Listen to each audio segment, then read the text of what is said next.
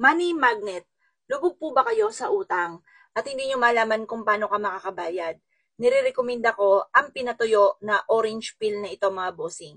Ang orange na ito ay sumisimbolo ng kasaganahan at yung pong citrus na yan, ang orange na yan, ay nagtataboy ng malas. Tapos itong cinnamon, ito po mga bossing ko ay for love and for happiness at money magnet din po yan.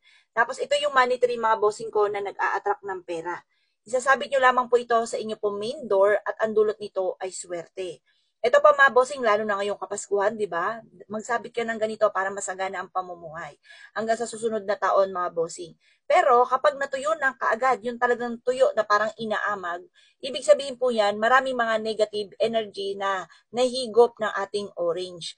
Ngayon, kapag po ganon, pwede nyo tanggalin yung orange or pwede rin namang hayaan nyo siyang kusang matuyo na talaga po ng husto tapos nagkaroon ng amag, hayaan nyo na po kung ayaw nyo tanggalin. Pero pwede nyo rin itong tanggalin at ito na lang ang isabit ninyo at itong money tree sa may pintuan ninyo. Pwede rin naman itong ilagay sa ilalim ng inyo pong unan. Halimbawa, natanggal nyo na to. Lagyan nyo ito sa ilalim ng unan ng cinnamon at ang money tree. Nag-a-attract ito ng swerte lalo na sa financial. Ito po ay 55 pesos lamang. Sariling gawa, sariling disenyo. Kapag sa amin po kayo nag-avail, ritualado lahat ang mga pampaswerte ko. Pinapahiran ko ito ng langis, may kasama na itong panalangin na maging matagumpay po kayo sa buhay. Avail nyo na po ito mga bossing.